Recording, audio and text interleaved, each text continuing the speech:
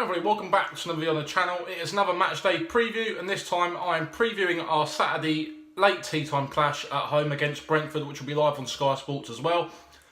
Big game on Saturday, there's no doubt about that. Both sides still in the hunt for a promotion place. Brentford looking at the playoff places, still not out of the playoff places just yet. They're on 64 points, I do believe, whilst the likes of Mill were on 68. So I think it's only a 4-point swing between 7th and also Brentford. I think Brentford are about 10th at the moment in the league, I'm not too sure. They've had a good season nonetheless. Obviously beat us 3-1 in this reverse fixture early on in the season at Griffin Park as well. So they're a more than capable side of turning us over if we're not on a going day.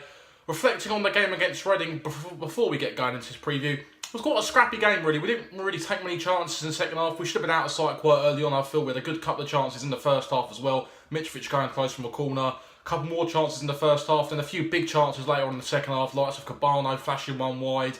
And just trying to walk it in really when we can be a bit more braver in the final third, I think. We tend to be quite risky playing out from the back, so I don't see why we can't replicate that in the final third of the pitch as well. Take more shots from distance and really try and test the keeper really. But moving on into today's video, we're looking at this tough game against Brentford coming up. I think it'll be a tough game. So we're going to start off this little segment looking at past strikes against Brentford at Craven Cottage. One from last season from Tom Kearney, and two last season. One from a James Tarkowski own goal in 15-16, and also a Moussa Dembele goal to make it 2-1 at the time during that game. And they're going to come onto the screen for you. Ryan Fredericks was coming.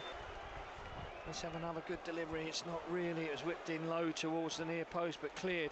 Back it goes via Garbett to Russ McCormack once more. Chipped in! Yes! There's some of that! There's some of that! 1-1! And it's a lovely own goal as well. I think it's Tarkowski who got his head to it. Finds Jamie O'Hara. First time ball forward for Russ McCormack. Into the path of Moussa Dembele. Yes! Moussa Dembele for Fulham. 2-1! A 2-1 in front, having been a goal behind. Moussa Dembele at the Hammersmith end. So now is Barbe, short ball up towards Canos, but there's beaten. Here comes Aluko through the centre, and Fulham are looking dangerous.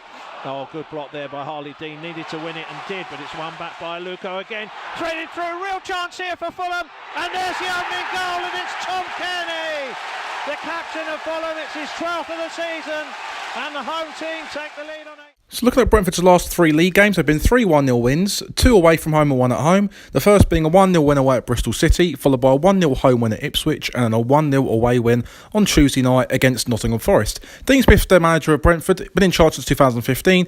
He's taken charge of 116 league games, won 47, drawn 26, lost 43, giving him a win percentage of 44.52% since being appointed from Walsall in 2015 after the sacking of, I think it was Marinus Diekhausen in 2015. So in charge of Brentford, he's done a good job, leading to a couple of top half finishes at the moment, but they've not been able to break into them playoff places since. So looking at Brentford's danger men, the 3 players I've picked are Neil Mape, who's Brentford's top goal scorer, who's got 12 goals this season, Ollie Watkins with 11 goals this season, and also Florian Josefsohn with 6 goals this season. I believe that these 3 players on the day will cause us the most problems, and all 3 players are more than capable of being match winners for Brentford against us with their combinations of pace and power. Looking at Brentford's last team lineup away at Nottingham Forest, it was Daniel Bentley in goal, Andreas Bieland, Nico Yenaris, Neil Morpay, Josh McEachran, John Egan, Romain Sawyers, Henrik Dalsgaard, Josh Clark, and also Sergi Canos leading the line. And the substitutes were Luke Daniels, Lewis McLeod, Makocho, Macondes, Chedize Ogbeni, Johan Barbe and Chris Mepham. I believe it's been a similar team I'll probably pick for Saturday's game. No, I don't see why they're going to make any changes from a winning formula in their 1-0 win against Forest on Tuesday, and I think it'll be a tight game. You can see some of the danger men also in the team lineup as well. So I hope you've all enjoyed this Fulham vs Brentford matchday preview. My score prediction for the game will be a 3-1 to Fulham.